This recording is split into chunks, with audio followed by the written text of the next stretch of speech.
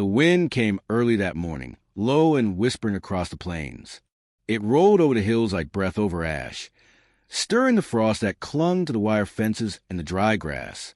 The sun had barely lifted when Samuel Holt rode out from his cabin, his old chestnut mare kicking dust into the gold light.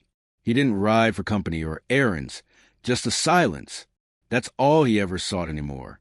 He'd been a rancher his whole life, and a lonely one for most of it. The house he'd built with his own hands stood half a mile behind him, gray from wind and weather, its windows empty of laughter. His wife was long gone, buried beneath the oak by the river bend, and their only child, a daughter, taken by fever before her 12th year. That was nearly a decade ago, but grief didn't fade on the frontier. It only learned to speak softer.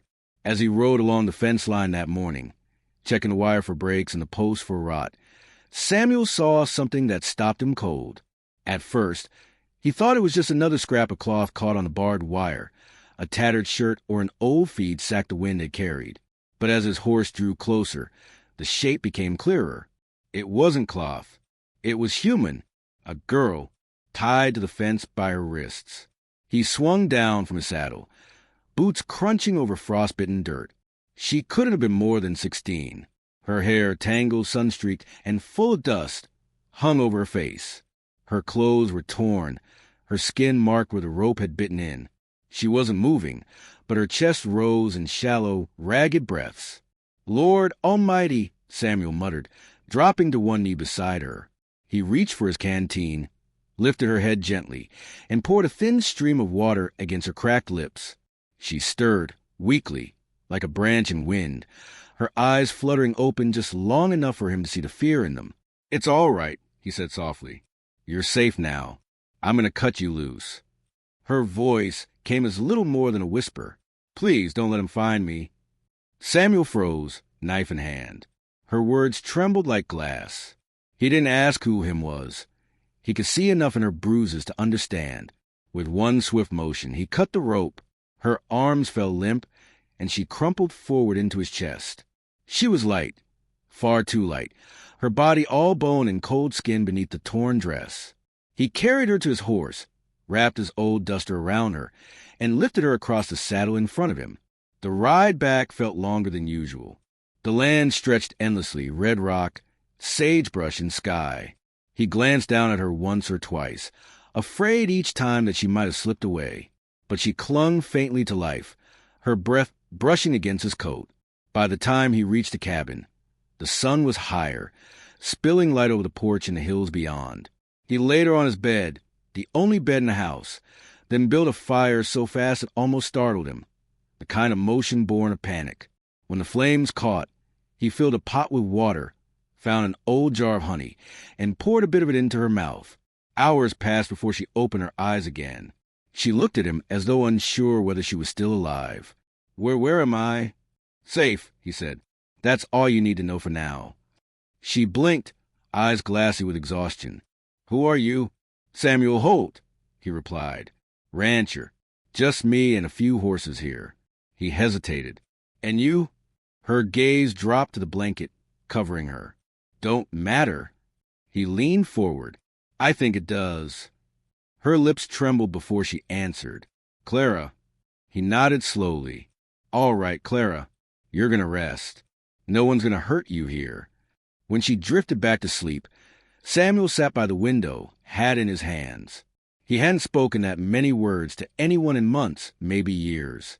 He watched the smoke rise from the chimney, curling into the blue morning sky, and wondered what kind of man could leave his own child tied to a fence in the cold. That night, the wind rose again, harder this time. It whistled through the cracks in the walls and rattled the shutters. Clara stirred in her sleep, murmuring things that made his heart twist. "Don't, please, Papa, don't." He turned away, jaw tight. He'd known men like that before, men who called cruelty discipline, who believed pain was the only way to shape obedience. He'd buried enough ghosts to know what that left behind. By dawn, she was awake and sitting up, staring at the fire. She looked different now, cleaner, wrapped in one of his old shirts. But the way she held herself, small and cautious, told him she still felt the ropes. "I can go," she said suddenly, breaking the silence. You don't owe me nothing. Samuel looked at her, the defiance in her eyes, the tremor in her hands. You'd last an hour out there, he said quietly. Maybe less. You stay. Until you're ready. Her lips pressed together, and for a long moment, neither spoke. Outside, the prairie stretched wide and endless, the kind of place where secrets could disappear forever. He turned back to his coffee, voice low. Whoever did that to you, he won't find you here.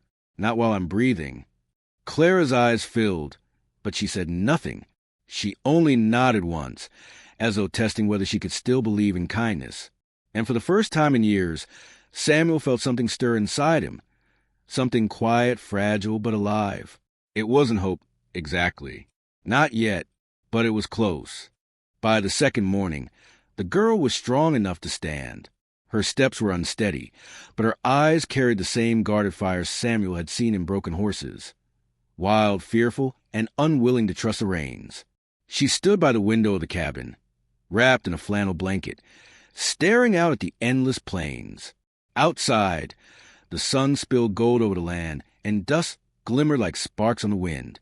Samuel poured coffee into a chipped mug and slid it toward her on the table. Ain't much, he said, but it's warm. Clara nodded, her fingers trembling as she lifted it. She took a small sip, wincing at the bitterness, but finishing it anyway. You from around here? He asked. She hesitated. A few towns east, near Dry Creek. He grunted. That's a rough place. Folks that don't treat their own too kindly. She didn't answer, just turned back toward the window, eyes distant, lost somewhere in memories too dark for the morning light.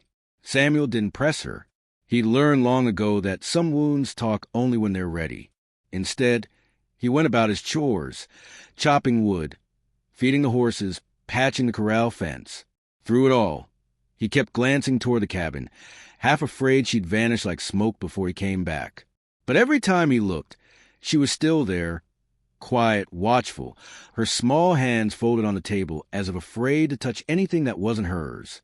By noon, the sky turned white hot.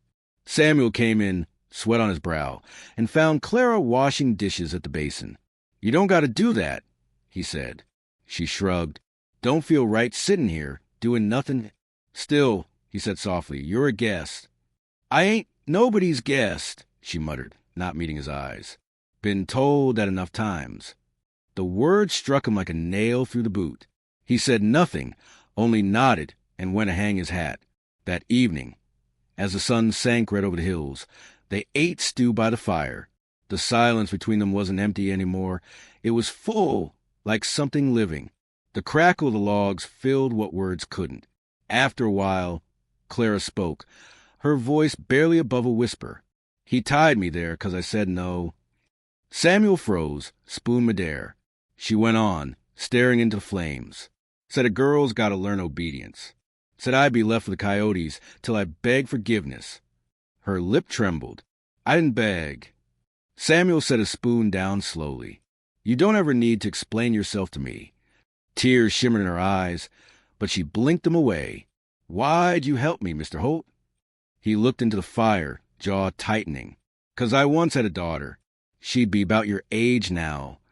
That was all he said, but the silence that followed was heavy enough to tell her the rest. That she wasn't the first ghost to walk into his life, just the first still breathing. Days turned to weeks.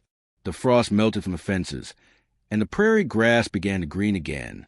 Clara found her rhythm, feeding the chickens, mending clothes, tending the small herb patch behind the cabin. Samuel didn't ask her to help, but she did anyway. It gave her something to hold on to. Every now and then, he caught her humming, soft little tunes that sounded like they came from before she'd known fear. When she noticed him listening, she'd stop, embarrassed. But those small sounds filled the house with something it hadn't felt in years. Life. In town, though talk had started, lonely Samuel Holt. Living miles from anyone, now keeping a young girl under his roof. The whispers carried on porch steps, behind saloon doors, even at the sheriff's office. Folks in those parts didn't need proof to build a story. A single spark was enough to light a fire. One afternoon, the sheriff himself rode out, a thick-shouldered man named Harlan Tate. with suspicion in his eyes and dust on his badge. Samuel saw him coming up the ridge and met him at the gate. "Morning, Sam," the sheriff called, reining in his horse. "Heard you got company out here." Samuel's expression didn't change. "Word travels quick." "Quicker than it ought to," Tate said, dismounting. "You mind if I take a look around?" "I do mind," Samuel said evenly. "Ain't done nothing wrong." Tate's gaze drifted toward the cabin. "Folks say she's young." "She's 16, Samuel said, "and she's safe here. That's all that matters." The sheriff crossed his arms. "That all depends on who she's safe from." Before Samuel could answer, Clara stepped out of the cabin, pale but steady. Her hair was brushed, her face calm though her hands trembled. "She's safe from a man who tied her to a fence," Samuel said, his voice cold now. "And that's all you need to know." Sheriff Tate studied them both for a long moment, then tipped his hat. "Just keep things decent. Sam, you know how folks talk." "I stopped listening to folks a long time ago." When the sheriff rode off, Clara stood silent by the door. "You shouldn't have done that," she said quietly. "He'll tell everyone." "Let him," Samuel replied. "Truth's the truth. I ain't hiding from it." She looked up at him, and for the first time since he found her, her eyes softened. "Nobody's ever stood up for me before." He nodded once. "Well, somebody ought to." That night, after supper, Samuel sat by the fire sharpening his knife. Outside, the coyotes cried in the distance, long, mournful howls that seemed to echo through the years. Clara sat nearby, mending one of his shirts. Her hands were steadier now. She glanced at him once, then asked, "You really ain't afraid of what people say?" He looked up, his eyes reflecting the firelight. "If I worried about talk, I'd have died of shame a long time ago." She smiled faintly at that, the first smile he'd seen from her. And in that quiet moment, something unspoken passed between them. Not love, not yet, but something close to trust. Outside, the wind eased, carrying with it the scent of rain on dry earth. Samuel looked toward the window, then back at the girl sitting across from him. This stranger who turned his silence into something living again. "Storm's coming," he said. She nodded, eyes still on the needle in her hand. "Ain't the first one." He watched her for a long time, realizing she wasn't just surviving anymore. She was beginning to fight for her place in the world. And deep down, Samuel knew that peace was never a gift freely given on this land. It had to be earned, one hard day at a time. Spring came soft that year, a gentle kind of mercy after so much cold. The river thawed, the willows turned green, and for the first time in a long time, the cabin on Holt Ranch felt less like a tomb. Clara laughed once that season, just once, and the sound startled Samuel so much he nearly dropped the bucket he was carrying. She'd been feeding the chickens. One of the hens darted between her legs, and she let out a laugh that sounded too bright for such a quiet place. He stood there watching, the corners of his mouth twitching toward a smile. "You keep that up," he said, "and the birds will start thinking this is heaven." She grinned, a quick, fragile thing, then turned back to her work. That moment stayed with him the rest of the day. But peace, Samuel had learned, never stayed long on the frontier. It lingered just long enough to make you forget how quickly it could be taken away. It was late afternoon when the first shadow appeared, a rider coming up from the east, small against a vast horizon, but moving with purpose. Samuel spotted him from the ridge and felt his chest tighten. The man dismounted at the gate, boots sinking into dust. He was tall, broad, with a black beard streaked gray and eyes sharp as nails. A revolver hung low on his belt, worn from use. "Can I help you?" Samuel asked, stepping forward. The man smiled, a slow, cold thing. "Name's Gideon Price," he said. "I reckon you're Samuel Holt." Samuel didn't answer right away. "Depends who's a skin." Gideon tipped his hat toward the cabin. "I'm looking for my daughter." Samuel's blood ran cold. "You'd be the one who left her tied to a fence, then." Gideon's grin faltered. "She's my blood. My right. You can't keep her." "I ain't keeping her," Samuel said, voice steady. "She's free. You forfeited your claim when you left her to die." The man's face darkened. "You think you can stand between a father and his child?" Samuel took one step closer, eyes hard. I'll stand between a man and his sin, if that's what you are. For a long moment, they stared at each other. Two men carved from the same unforgiving land, both stubborn enough to fight for what they believed was theirs. Finally, Gideon spat in the dirt. You'll regret this, he said, swinging onto his horse. You don't know who you're crossing. Reckon I do now, Samuel replied. He watched the man ride off into the distance, dust rising behind him like smoke. That evening, Samuel told Clara. She went still as stone when he said her father's name. He came here, she whispered. Came to take you back. Her breath quickened. He'll kill you if you stand in his way. Samuel shook his head. I've already stood in worse places. Tears filled her eyes, but she wiped them away before they fell. You don't understand. He don't forgive, not ever. He'll burn this place down before he lets me go. Samuel met her gaze. Then we'll be ready. That night, they barred the doors and kept the lamps low. The horses were restless in the corral, sensing the tension in the air. The moon hung low, red and heavy, as though it, too, was waiting for something. Clara sat by the fire, her face pale in the flickering light. He used to tell me I was the reason Mama died, she said quietly. Said I was cursed, that everything I touched turned to ash. Samuel looked at her, heart aching. Ain't a curse to be born good in a cruel world. She looked up, eyes glistening. Why do you care so much, Mr. Holt? You don't even know me. He hesitated. Maybe I don't, he said. But I know what it's like to lose someone you should have saved. Silence filled the room after that, thick and heavy. The fire popped softly, and outside, the wind whispered against the boards. When she finally drifted asleep, Samuel sat by the window, rifle resting across his knees. He didn't sleep that night. He watched the horizon, waiting for a spark, a sound. Anything that might mean Gideon Price was coming. 3 days passed. Nothing.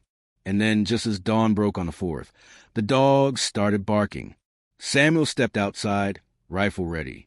The air was sharp, cold. A thin column of smoke rose from the hills to the east, too straight to be a campfire. He saddled his horse and rode out to check. The smoke led to what was left of a wagon, burned, its wheels blackened, its cargo strewn. Lying in the dirt beside it were 2 men, both dead. They weren't from town. Their coats bore the markings of hired guns. And nailed to one of the wagon posts, carved deep into the wood, was a name. Holt. Samuel's stomach turned. He rode back fast, spurring the mare harder than he had in years. When he reached the cabin, Clara was outside feeding the hens. She looked up, saw his face, and dropped the bucket. He's close, ain't he? She asked. Closer than we'd like, Samuel said. We'll pack light. Go north till the trouble dies down. But Clara shook her head. I ain't running no more. He finds me, I'll face him. Samuel gritted his teeth. You're just a child. I stopped being one the day he left me there, she said. There was no fear in her voice now, only resolve. Samuel looked at her and saw not the broken girl he'd found tied to that fence, but someone stronger, forged by pain into something fierce. He nodded slowly. Then we stand. That night, the wind turned wild again. Clouds gathered like smoke, lightning flickering on the horizon. The horses paced uneasy. And somewhere out there in the dark, a man named Gideon Price was coming, bringing the storm with him. Inside the cabin, Samuel checked his rifle, laid out extra rounds, and set a lantern by the window. Clara stood behind him, holding the old revolver he'd taught her to use. He won't stop till one of us is dead, she said. Samuel looked out into the storm. Then he picked the wrong house to haunt. The thunder rolled, low and distant, echoing across the plains. And as the first drops of rain hit the dry earth, Samuel felt the air tighten, that strange stillness before violence, when even the wind holds its breath. Tomorrow, he knew, would bring fire.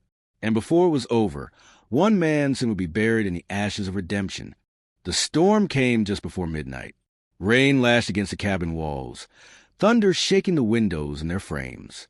Samuel stood by the doorway, rifle ready, watching streaks of lightning dance over prairie. Beside him, Clara loaded the revolver with shaking hands. You sure you can use that? He asked quietly. She looked up at him, eyes bright in the lamplight. If I have to. He nodded. Then keep low, stay by the hearth. Don't open that door unless I tell you. Outside, the world was white fire and shadow. The wind howled through the fences, carrying the sharp scent of wet dust and burning wood. Samuel's heart clenched, burning wood. He threw the door open and saw it. Flames rising from a barn. Damn it, he growled, rushing into the storm. Rain slapped his face as he ran to the mud, the orange glow lighting the sky. The horses screamed inside, kicking against the stalls. He tore open the door, shouting, "Get out, go!" as he slapped their flanks. One by one, they burst through the smoke into the night. But Wade turned to grab his last mare. A shot cracked through the rain, splintering the post beside his head. Samuel ducked low, eyes scanning the shadows. Through the sheets of rain, he saw Gideon Price standing by the corral, revolver gleaming in the firelight. Evening, halt! Gideon shouted over the wind. Told you I'd come for her. Samuel leveled his rifle. You should have stayed gone. Another shot rang out. Gideon's bullet tore through Samuel's shoulder. The force spun him halfway around, but he didn't drop. He returned fire, once, twice, driving the man back behind a wagon. Lightning flashed, thunder roared, and the two men vanished into smoke and storm. Inside the cabin, Clara heard the gunfire and froze. The world outside was chaos. Fire, rain, thunder, and death. She clutched the revolver close, her breath shallow. Then, heavy boots on the porch. She aimed at the door, hands trembling. "Samuel," she called. Silence. Then came the voice she feared most. "Open up, girl. You think that old fool can save you? He's dying in the mud." Her whole body went cold. "You're my blood." The voice continued, softer now, almost kind. "You belong with me." Tears stung her eyes. Anger and terror tangled like wire. "You left me to die," she shouted back. "That was to teach you," Gideon said. "You had to learn who owns you." Something in her snapped. She stepped closer to the door, hand steady now. "Nobody owns me." The door burst open. Gideon lunged in, rain pouring off his hat, eyes wild. He raised his gun, but she fired first. The shot echoed through the cabin, deafening. Gideon staggered back, clutching his side. You ain't my daughter no more," he hissed. Clara's voice broke. "You're right." He fell to his knees, and then to the floor, the stormlight flickering across his lifeless face. She dropped the revolver and ran out into the rain, calling Samuel's name. She found him by the barn, half collapsed beside the fence, blood soaking his sleeve. "Samuel," she cried, kneeling beside him. "Please stay with me." He looked up, rain streaking his face, and tried to smile. "You did it. Clara, you stood your ground." "You saved me," she whispered. "Don't you leave me now." He shook his head weakly. "I ain't going nowhere." Together they sat in the mud as the rain doused the flames. The storm raged a little longer, then began to fade. When the first pale light of dawn crept over the horizon, the sky cleared, soft, gold, and quiet. The world smelled of smoke and wet earth. The barn was gone, but the cabin still stood. The danger was over. Samuel leaned against the fence post, clutching his arm. "You did what you had to," he said gently. "Ain't no shame in surviving." Clara's eyes filled again, not with fear this time, but release. "He's gone." Samuel nodded. "So's the past." For a long while, neither spoke. The sun rose slow over the hills, painting the land in light. A hawk wheeled high above, calling into wind. Finally, Clara said, "I can leave, if you want. I know folks will talk." Samuel turned to her, his voice rough but warm. "You ain't leaving, not unless you want to. This land's big enough for two souls trying to start over." She smiled then, the kind of smile that comes from deep inside, fragile and bright. He stood, wincing at the pain in his arm, and looked toward the horizon. "Sun's coming up," he murmured. "Reckon we made it." Clara followed his gaze. "Feels like the first morning I've ever seen." He nodded. "It is, for both of us." The wind carried their words away across the wide, empty land. The last of the smoke rose and faded. leaving only clear blue sky. Behind them, the cabin waited small, sturdy, and full of second chances. As they walked back to the wet grass, the earth still steaming from the rain, Samuel felt the quiet peace of something he thought he'd lost forever. It was a redemption, not entirely, but it was close enough to live by. And for the first time in years, he let himself believe that some wounds, no matter how deep, could heal under the open sky.